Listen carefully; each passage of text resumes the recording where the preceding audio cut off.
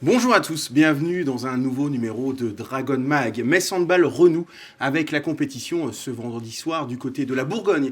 À Dijon, c'est le début du Money Time de cette saison tant attendue, avec la possibilité de gagner 3 titres en fin de saison. Mais on va beaucoup parler de formation ce soir dans cette émission avec le binôme de commentaires, Clément Alcacer. Salut Clément. Salut Arnaud. Et puis tu n'es pas venu seul puisque tu es venu avec une de tes joueuses, Laura Fauvarc. Bonsoir. Bonjour. Laura. Bonjour. La forme? Oui, ça va. Première émission, ne t'inquiète pas, ça va bien se passer. Ils sont très gentils en face. Alors pour ceux qui ne te connaissent pas, on va regarder tout de suite ta fiche d'identité, comme on appelle ça. Alors tu as 18 ans, tu es arrivé cette saison en provenance de Stella Saint-Maur. Forcément, jouer à Metz Handball. Est-ce qu'on peut parler de rêve pour une jeune joueuse de handball? C'est sûr que c'est l'un des meilleurs clubs formateurs, donc ça fait plaisir d'être là et ouais, c'est un rêve.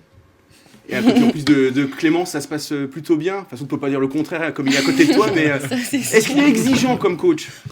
Ouais, franchement ça va, ça se passe bien avec lui. C'est l'essentiel.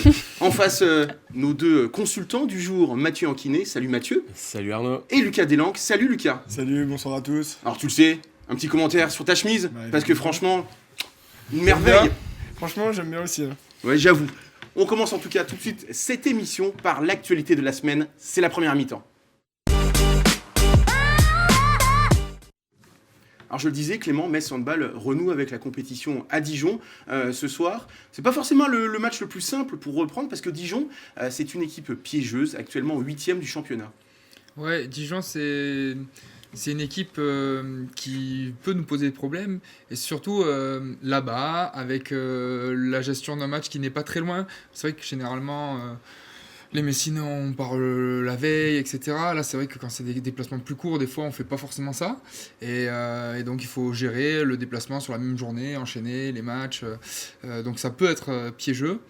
Et après, ça reste un coach qui est habitué de ces joutes-là. Hein. Je parle de Christophe Mazel à Dijon et je pense qu'il va avoir à cœur de poser des pièges. Et voilà, donc ça risque d'être un match sympa. Après, c'est pas non plus un piège absolu. On a normalement l'effectif pour s'en sortir normalement. Donc voilà, ça va être un beau match. Il va falloir s'employer à mon avis, mais ça ira.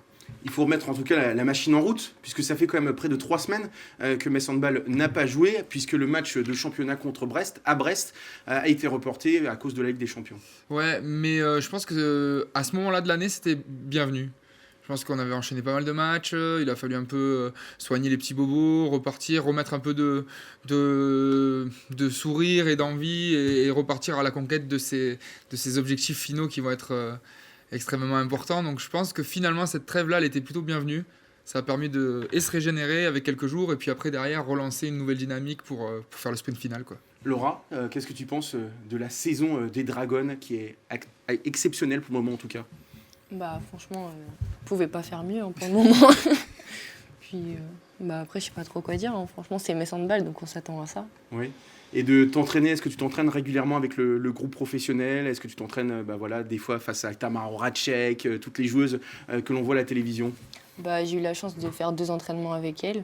Après, moi, je faisais que de la défense et le niveau de jeu, il est clairement pas pareil. Ouais, c'est ce que j'allais te demander. Tu vois la différence vraiment? Ouais. Qu'est-ce qui t'a surpris le plus? Mais la vitesse, la lecture de jeu qu'elles ont, t'es en défense, elles ont des petits coups, tu les vois venir, mais elles te le mettent quand même, quoi. Forcément, il y a une grosse différence. Mathieu, on se souvient en tout cas du match aller. Alors c'était au mois de janvier. On se rappelle qu'au mois de janvier, cette équipe de Metz Handball, elle ronronnait un petit peu en début d'année. 25-17, c'est l'une des rares fois où Metz Handball n'a pas franchi la barrière des 30 buts. Et ça n'a pas été simple sur ce match aller. Non, ça n'a pas été simple. Les joueuses de Dijon étaient venues avec de l'envie. Elles étaient là pour aller chercher un résultat. Moi, je me souviens de la prestation d'Iona Di Rocco qui avait mis les bouchées doubles, qui avait défendu sur tout le monde et qui était présente des deux côtés du terrain en permanence. Ça m'avait d'ailleurs fait particulièrement plaisir de voir une ancienne joueuse de Metz Handball se transcender comme ça et montrer que son niveau de jeu avait évolué. Et effectivement, alors après, c'est une période qui était un peu particulière pour Metz Handball aussi. On sait qu'il y a eu des tonnes d'échéances cette année. Les trêves internationales, la Ligue des Champions, le championnat, c'est très très exigeant. Et bien, c'est une période qui était un petit peu plus délicate. Ça n'a pas empêché Metz Handball de gagner assez confortablement, mais face à une équipe qui s'était vraiment montrée sous son meilleur jour, et c'était un match plaisant à voir en tout cas. Ouais, on dit que c'est compliqué, au final il y a quand même plus 8 Voilà. pour Metz Handball, 25-17. On voit justement quelques buts, notamment d'Astrid Ngouan. Alors ton compère en a parlé, d'Ilona Dirocco, joueuse passée par le centre de formation de Metz Handball. Est-ce que pour toi, est-ce qu'elle est loin du groupe France ? Parce que c'est vrai que dans une interview récente, dans la presse locale en Bourgogne, elle se disait qu'elle avait envie vraiment de jouer en équipe de France. Ah, mais avoir envie, c'est une chose. Après, y aller, c'en est une autre. Je pense qu'il y a énormément de joueuses qui auraient envie de pousser les portes de l'équipe de France. Après, est-ce que Ilona est loin du groupe France ? Selon moi, oui, elle l'est quand même, parce qu'il y a des joueuses très talentueuses qui sont peut-être plus proches d'elle, parce qu'il y a plus d'expérience, parce que peut-être plus de talent aussi. Hein. Je pense notamment à Léna Granvaux, qui, selon Mistral TV, aurait signé On va en reparler, à Nantes. justement, après. Voilà. Mais c'est pas grave, tu peux continuer sur Ilona Dirocco. Et du coup, ouais, je disais que je pense que Léna Granvaux, par exemple, est plus proche du groupe France pour des stages que Ilona Dirocco. Clarisse Méraud de Besançon, pareil. Après, on a des joueuses qui peuvent jouer sur les deux postes. Déborah Podar, c'est pareil. Donc je pense qu'avant l'équipe de France, il y a encore quelques saisons à faire. Et puis peut-être que par la suite, un changement de club pour essayer de se frotter peut-être à des joutes européennes. Pour Ilona Dirocco, ça sera peut-être plus bénéfique pour elle si elle veut justement pouvoir se montrer et montrer ses qualités au plus grand nombre. Clément, est-ce que tu es d'accord avec l'analyse de Lucas concernant Ilona ? Alors, est-ce qu'elle est loin ou pas ? Je pense que ça, il n'y a que le sélectionneur qui peut le savoir. Par contre, ce qui est sûr, c'est qu'en effet, jouer des matchs internationaux, donc jouer la Coupe d'Europe, ça peut qu'être un plus pour une joueuse qui veut jouer en équipe de France. Je pense que c'est aussi ce prisme-là qui est regardé par les sélectionneurs. Évidemment. Alors, tu en as parlé, Léna Granvaux, effectivement, est sur le point ou devrait s'engager avec les Neptunes de Nantes la saison prochaine. Tu la connais bien, Léna Granvaux, je crois, puisque tu joues en équipe de France U20 avec elle. Ouais. Est-ce que tu es surprise par l'éclosion de Léna Granvaux cette saison avec les Abeilles de Bourg-de-Péage ? Pas du tout. Léna, franchement, c'est une très bonne joueuse. Elle le montre en sélection. C'est notre première demi. Puis elle m'en avait déjà un peu parlé de où est-ce qu'elle allait aller. Donc tu le savais. Il y avait des exclus. un peu, ouais.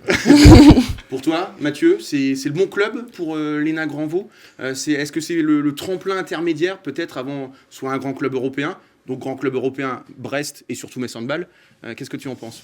Moi, j'aime assez le projet qu'il y a à Nantes, et je me dis que justement ça Il y a peut des moyens financiers à Nantes. Hein. Oui, et puis il y a vraiment un projet. C'est pas un club qui est en train de récolter beaucoup de moyens et qui essaie de tout claquer dans des joueuses de grande renommée. C'est un club qui est en train d'essayer de construire autour de ça et d'avancer. Et pour moi, c'est un club qui pourrait très bien jouer les premiers plans en France dans les années à venir, en progressant tout doucement. Et justement, pour une joueuse qui est en éclosion comme ça, c'est peut-être le lieu parfait pour transformer aussi son jeu et le club en une équipe européenne et aller de l'avant directement en restant dans le pays, ce qui serait bien parce qu'on sait que les joueuses ont tendance un peu à avoir les sirènes de l'étranger qui les appellent et qui les attirent. Et bien là, un club qui monterait et qui irait faire quelque chose au niveau européen, ce serait intéressant. Autre info mercato de ces derniers jours, c'est Amandine Leno qui pourrait rentrer au Bercail, également à Bourg-de-Péage, puisqu'on sait qu'elle a commencé sa carrière là-bas, c'était en 2002-2003 de mémoire. Clément, on aurait bien aimé la revoir à Metz Handball. En tout cas, ça fera plaisir de retrouver Amandine Leno dans un rôle un petit peu encore obscur, visiblement entraîneur des gardiennes. C'est un retour au Bercail, hein, c'est les Daubenas, donc c'est pas très loin là-bas. Après, je ne sais pas dans quelle mesure, en effet, quel va être vraiment son rôle, etc. Mais c'est toujours bien qu'un grand talent comme ça puisse revenir servir la cause et, si possible, la formation, encore mieux. En tout cas, elle a laissé que des bons souvenirs à Metz Handball et on espère, pourquoi pas, la voir un jour revenir chez les Dragons. On va parler un petit peu de Ligue des Champions, si vous le voulez bien, parce qu'on est quand même royal du côté de Metz Handball. On est tranquille, les pieds en éventail, on n'a plus qu'à attendre les 3 adversaires du Final Four. Il y a eu des matchs, les matchs allés samedi dernier. Je vais vous demander un petit peu votre avis, vos pronostics. On va commencer, c'est peut-être le match à la base qui était le moins incertain, finalement ça l'est, c'est Brest-Gior, Brest qui a fait 21 partout lors du match aller en Bretagne. Qu'est-ce que tu en penses, Laura ? Est-ce que tu penses que Brest peut sortir l'épouvantail Gior ? Gior va être à domicile, donc je pense que ça va être compliqué pour Brest. Gior va être poussé par leurs fans et tout. Je pense que ça va être compliqué pour Brest. Donc tu mises quand même sur une qualification de Gior. Et j'espère que c'est Gior quand même. Elle espère, elle a déjà la mentalité Metz Handball. Qu'est-ce que tu en penses, toi, Clément, en sachant c'est que déjà une belle performance de faire match nul, même si c'était à domicile. On rappelle que Metz Handball a perdu ses 2 matchs de poule contre Győr. C'est une superbe performance. C'est surtout un match intense avec une prestation des gardiennes de but juste extraordinaire. Je veux dire, je crois que si on cumule les pourcentages d'arrêt des 3 gardiennes, puisque du coup Toft a joué d'1 heure, mais je ne sais même pas si on n'est pas à plus de 50%, alors, toute équipe confondue. J'espère que toutes les gardiennes de but de France, toutes les jeunes gardiennes de but de France ont regardé ce match, parce qu'il y a de quoi prendre à mon avis là. Donc voilà, c'était un super match. Après, bien sûr, 21-21, c'est à la fois sympa, et à la fois, il va falloir aller chercher une victoire là-bas, parce que même un nul, il faut remarquer beaucoup de buts, c'est compliqué. Donc, Tu n'y crois pas trop? Sans je chauvinisme sais pas, non. messin. Non, mais après, je trouve quand même Toft et Darleux quand même, c'est aussi bon que Leno, Solberg, enfin voilà, donc pour moi la vraie inconnue elle est là, enfin la vraie Le facteur X, un petit peu le de ce facteur match. X, c'est ce qui peut faire basculer le match, c'est ça. Si à un moment donné Toft ou Darleux, parce que Darleux est capable aussi, ferme la cage, ça sera pas si simple que ça pour Győr. Maintenant, après sinon en temps normal, vu l'effectif, oui, ça sera compliqué là-bas. Darletov, c'est comme un petit peu moins fort que Kapitanovic Alter. Mais ça, c'est pour la boutade, entre guillemets. Lucas et Mathieu, on est d'accord, ça va quand même être compliqué pour les rebelles de Brest, Bretagne Handball. Ouais, ça va être compliqué. Je pense qu'en fait, pour espérer, il fallait que Brest elle gagne plus 10 chez elle, quoi. Enfin, Plus 10 carrément. Ah, bah oui, mais pour espérer, parce que je vois vraiment pas Brest renverser Győr là-bas. Après, c'est aussi des styles de jeu particuliers. Tu disais que Metz n'a pas gagné contre Győr. C'est peut-être un style qui va peut-être un peu moins correspondre au style Metz Handball, parce que tu regardes par exemple Vipers qui gagne contre Győr. Nous, on gagne 2 fois contre Vipers. Enfin, c'est un peu. Et on rappelle que aléatoire aussi. Brest avait sorti l'an dernier en demi-finale du Final Voilà. Four Győr, alors c'était au tir au but, me semble-t-il. Ouais.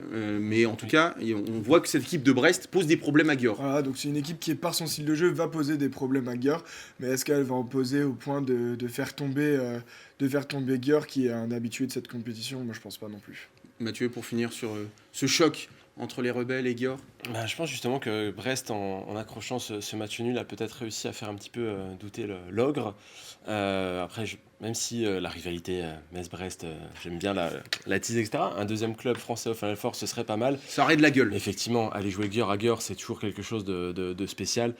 Il va falloir sortir toute l'artillerie côté brestois pour espérer accrocher quelque chose. Győr reste le favori quoi qu'il arrive. Bien sûr, ça aurait de la gueule d'avoir 2 clubs français. Mais un Final Four en Hongrie sans Győr, ça enlèverait un petit peu de piment à cette compétition. Sur les 2 autres quarts de finale, Krim Vipers, c'est vrai que Vipers a fait vraiment le trou, 32-25. Et Esbjerg, par contre, s'est imposé d'un tout petit but, 26-25 à Bucarest. Laura, tu penses que Vipers et Esbjerg vont se qualifier? Ouais. Vipers, moi j'aime bien cette équipe. Ouais, Elle est pourquoi forte. Bah, d'abord parce qu'il y a Nora Mork. Elle est... Franchement, c'est Bon quelqu'un. choix. Ouais. Après, j'ai pas forcément vu les 2 matchs, Ouais. mais on attend de voir. Clément, sur ces 2 confrontations, tu penses que Vipers et Esbjerg ont fait le plus dur? Krim avait bien recruté entre guillemets ces Avec derniers Anagros. temps là, donc on pouvait espérer en tout cas mieux. Ça n'a pas suffi pour le coup, la mayonnaise n'a pas vraiment pris, puis Vipers a bien maîtrisé. Après, Bucarest, c'est ce que je disais en amont là, de l'émission. Il y a quand même des stars à tous les postes. Il n'y a pas que Christina Niagou. Ouais, et pourtant ça suffit pas. Esbjerg a J'ai quand même vérifié, pris l'avantage. tu as raison, ça fait 5 ans que Bucarest Ouais. n'est plus au Final Four. Voilà, et Esbjerg a pris l'avantage là-bas, donc je les vois aller au bout, enfin aller au Final Four, Esbjerg, et voilà. Encore une fois, Bucarest, ça n'a pas forcément pris. C'est assez extraordinaire, parce que là, on revoit quelques images, il y a quand même des joueuses, il y a Yvette, Carmen Martin, enfin... Ouais, il y a du lourd. Ouais, il y a du lourd. Messieurs, vous pensez aussi que c'est bien parti pour Bucarest et Vipers Esbjerg. Christensen? Esbjerg et Et- Vipers. ouais, c'est ça. Bucarest, ouais. Pardon, Moi j'ai été un petit peu déçu de la prestation de crime. de Krim, oui, pardon. Parce que c'est une équipe qui, cette saison en Ligue des Champions a soufflé le chaud et le froid, a fait des grandes performances et puis s'est un petit peu écrasé contre d'autres équipes. Et là, avec le recrutement d'Anagros, je m'attendais vraiment à ce que l'équipe se stabilise et réussisse vraiment à faire des grosses performances au quotidien. Et là, c'est un petit peu pour moi une contre-performance qui s'est produite, même si en face, elles avaient une équipe galactique, Parce que Crime, au tour précédent, a sorti comme FTC. C'est ça. C'est déjà une grosse perf. Moi, je voyais vraiment Crime continuer à monter en puissance et vraiment s'installer et aller au bout.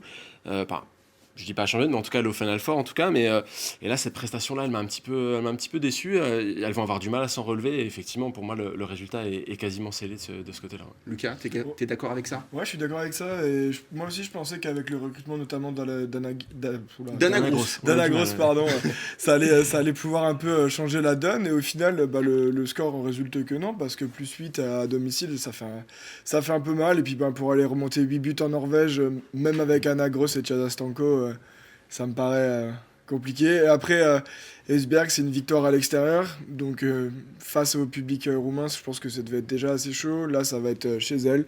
Donc, je pense que c'est de bon augure pour Esbjerg. Et puis, comme ça, les Messines retrouveront aussi Dina et Kerley. Ça fera une belle fête. Alors moi j'espère, je vais pas jouer les oiseaux de mauvais augure. Moi j'espère qu'au tirage au sort, je crois que c'est le 12 mai le tirage au sort. Clément, tu connais mieux la date que moi. Non. Je crois que c'est le 12 mai en tout cas. On se rappelle qu'il y a 3 ans, Metz Handball avait joué en demi-finale Rostov. Metz Handball avait gagné les 2 matchs de poule et avait perdu cette demi-finale. Donc je ne souhaite pas tomber sur Vipers Christiansen. Là c'est mon avis personnel. On passe tout de suite, on va parler du centre de formation. C'est la deuxième mi-temps.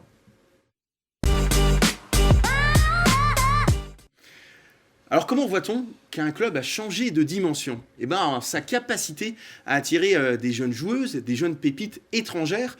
Et c'est vrai que maintenant, ça fait 2-3 ans que Metz Handball y parvient. Ça a commencé avec l'italienne Giulia Fabo. Ouais, pas facile à dire. Ouais.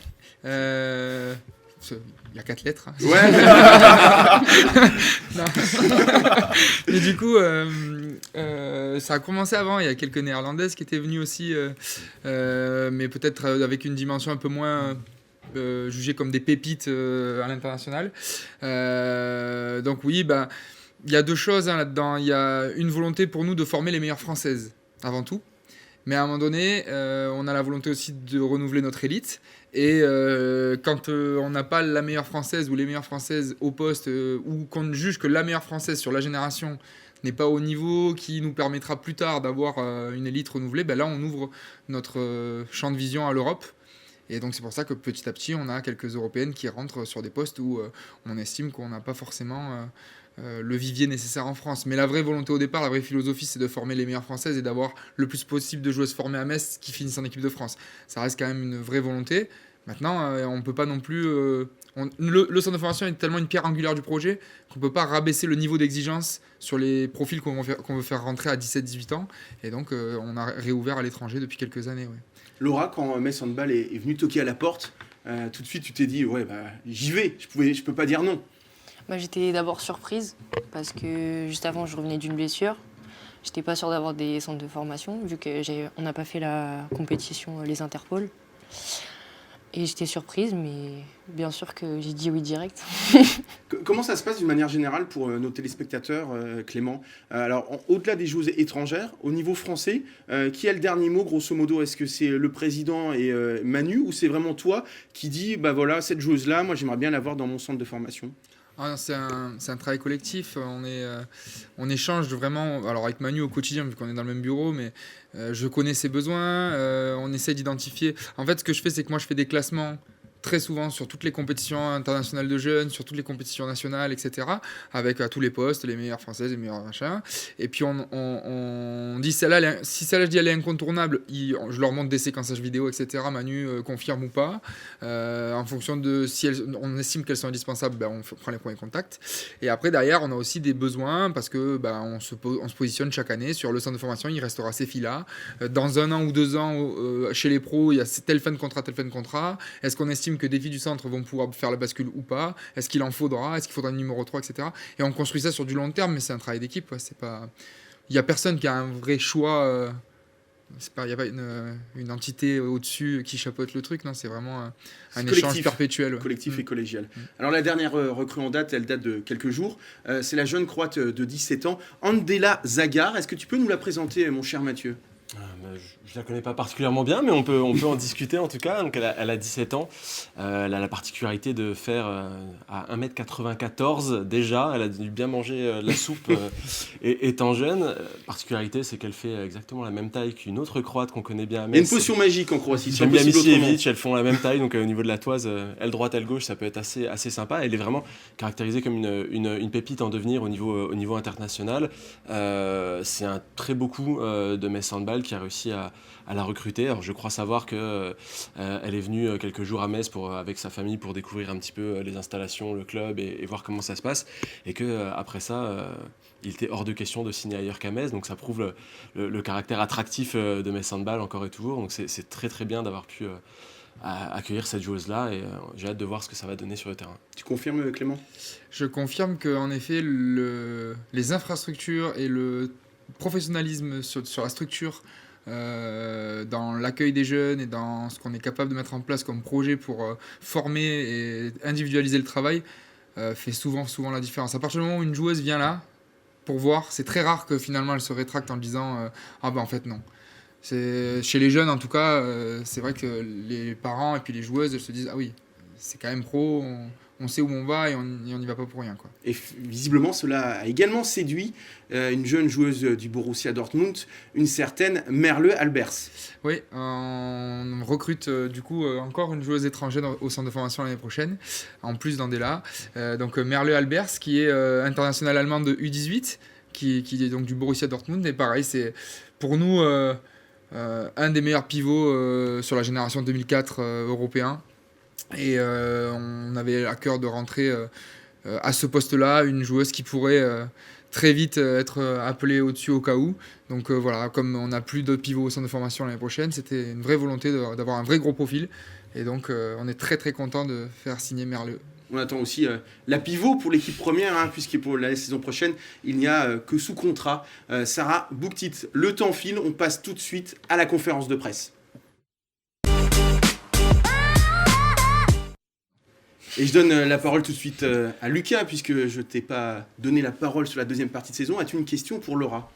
Ouais, je voulais savoir un peu quel bilan tu tirais de ta première partie, de ta première saison à Metz, et puis un peu quel regard tu portes sur le championnat de National 1 par rapport à la Division 2 que tu as fréquenté notamment l'année dernière.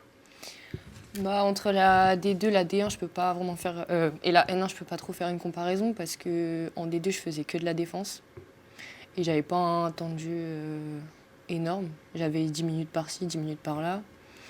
Alors que cette année, vu que Meissa est partie, avec Julia, on se partage le poste d'arrière gauche. Du coup, j'ai beaucoup plus de temps de jeu vu qu'elle joue demi. Après, ce que j'en tire, c'est qu'il me reste du travail, beaucoup de travail, quand on voit la D1. Après, on verra l'année prochaine avec Nina comment ça va se passer. Est-ce que ton point fort, justement, comme tu le dis, c'est pour le moment surtout la défense, c'est en attaque que tu dois progresser ? Ouais. Avec Clément, on fait des CP. Ouais. Peut-être Clément peut en parler plus simplement.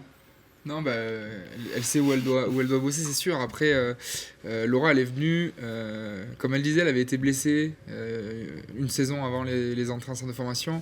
Et c'est un profil que moi, j'avais repéré dans sa volonté à travailler fort. C'est une des joueuses qui est revenue le mieux de sa blessure, en jeune en tout cas, parce qu'elle a travaillé beaucoup. Et pour performer à Metz, il faut travailler beaucoup. Et en plus, elle a un profil de... Je parle de toi, c'est bizarre, mais tu as un profil, à mon avis, où il faut beaucoup travailler encore pour atteindre vraiment ce qu'elle pourra faire, son potentiel le plus haut. Et elle le fait comme il faut. Après, c'est dur. Tous les jours, il faut s'y mettre, il faut bosser, mais elle le fait volontiers, donc c'est bien. Alors les exemples, forcément pour toi, c'est Emma Tuchela, mais aussi Mélanie Alter ou Sarah Bouktit, qui sont passées par le centre de formation et qui explosent vraiment cette saison avec l'équipe de Manu Mayonade. Ouais, franchement, elles peuvent pas rêver mieux. Surtout Mélanie, elle a eu une chance incroyable de partir la moitié de saison avec les pros, même le début de saison de l'année prochaine. Je pense qu'elle va le faire avec eux. Ça va lui faire bizarre de retomber avec nous à la N1. Elle va faire des miracles quand elle va revenir. Ah ça, j'espère. Est-ce que tu es bluffé justement par ses performances ? Alors on le voit au jet de 7 mètres, mais pas que. Ouais, franchement, on est surprise, mais on est tellement contente pour elle. Je pense qu'on nous a entendu dans les tribunes crier pour elle. Mathieu, une question pour nos invités ? Oui, avant la saison, on ne savait pas trop à quoi s'attendre pour l'équipe de N1 parce qu'il y avait eu ces saisons Covid qui avaient un petit peu impacté, l'équipe avait dû être un peu remodelée. Alors c'est une saison un peu particulière, justement, on a dit, avec des joueuses qui sont montées, d'autres qui ont été blessées. On sait que là, l'objectif 2022, désolé, je mets le doigt dessus, mais c'était aucune défaite. Malheureusement, ça ne s'est pas réalisé. Est-ce qu'aujourd'hui, le programme, c'est exactement ce qui est écrit sur ton pull, prochaine victoire en cours de chargement, jusqu'au bout de la saison, on y va et on essaie de faire le mieux possible, ou est-ce qu'on en est dans cette évolution ? Ouais, bien sûr que notre volonté, c'est d'essayer de rester invaincu là sur les 2 derniers matchs. Après, c'est toujours assez particulier parce qu'on est dans une position en tant qu'association de centre de formation où on est dans de la formation, c'est écrit dans le titre. Et j'ai, moi, des engagements, en tout cas, si ce n'est au moins personnel, si je veux me regarder dans une glace, il faut que je me sois dit à la fin de la saison, je les ai formés jusqu'au bout. Et je pense qu'il y a quelques matchs où on aurait peut-être pu faire d'autres choix pour essayer de jouer la gagne. Mais à un moment donné, quand tu dois former des joueuses, tu les formes. Moi, je partirais satisfait si Laura, elle a travaillé toute l'année en attaque et que je ne l'ai pas fait sortir pour la faire jouer qu'en défense. Et je partirais satisfait si Lali, elle a fait l'inverse, elle a fait toutes les défenses et que j'ai jamais fait de changement d'attaque-défense. Là, je me dis qu'à un moment donné, c'est aussi ça notre travail, c'est accepter que, c'est aussi les obliger à faire des choses qu'elles n'ont pas l'habitude, à s'étager, à monter, à défendre en individuel, parce que il faut qu'elles aient toute la palette de formation complète. C'est ce que je leur vends au début. Tu vas venir ici, je vais te former et après on t'utilisera quand tu seras professionnel. Il y a d'autres endroits où on t'utilise assez vite. Là, l'idée, c'est de vous former le plus longtemps possible. Donc, on ne peut pas se permettre de galvauder ce qu'on a sur lequel on s'est engagé. Pardon. Donc voilà, après, bien sûr que c'est une saison particulière. On a la gardienne qui est montée, notre deuxième gardienne qui s'est blessée au début de l'année. On a Emeline qui, du coup, était là pour être la numéro 3, qui se retrouve numéro 1 à N1, mais qui se retrouve, en plus d'être numéro 1 à N1, la seule aux entraînements aussi. Donc, du coup, ça devient compliqué aussi pour nous, pour faire du grand espace. Enfin, il y a pas mal de choses qui font que, oui, être performant, c'est difficile. Par contre, je pense qu'on aura réussi le côté formation. Dernière question à 1,50€, pas plus. Quelle est la joueuse la plus facile de l'équipe de National 1 à coacher et la plus difficile? La plus facile, je dirais que c'est Kenza Bouguerche, parce qu'elle est hyper polyvalente, elle dit jamais rien, elle se la colle tout le temps. Par moments, elle est un peu dans la lune, mais ça, c'est pas grave, on l'aime bien quand même. Et puis, la plus difficile à coacher, je pense que c'est... Laura, évidemment. Non, c'est Zala Lilia. C'est un mélange entre Zali, Laura, Julia et Lali. Pourquoi ? Une bonne fusion, parce qu'elles ont un peu toutes le même caractère à la con et qu'on les aime bien quand même. Et Laura, Clément, c'est un super coach. Est-ce qu'on peut le dire? Il sera bien à Nice. Nice a de la chance de l'avoir la saison prochaine. Ouais, après, pour les jeux d'échauffement, ça va être compliqué l'arbitrage, quoi. Sinon, oui, c'est un bon coach. Merci beaucoup en tout cas à vous deux d'être venus sur ce plateau. Merci à vous deux également. On se retrouve parce que ça file vite. On espère vraiment que la saison prochaine on passe à 52 minutes. Oui. C'est un petit message à la direction, tiens, au passage. D'ici vendredi prochain en tout cas, portez-vous bien et évidemment, bye bye.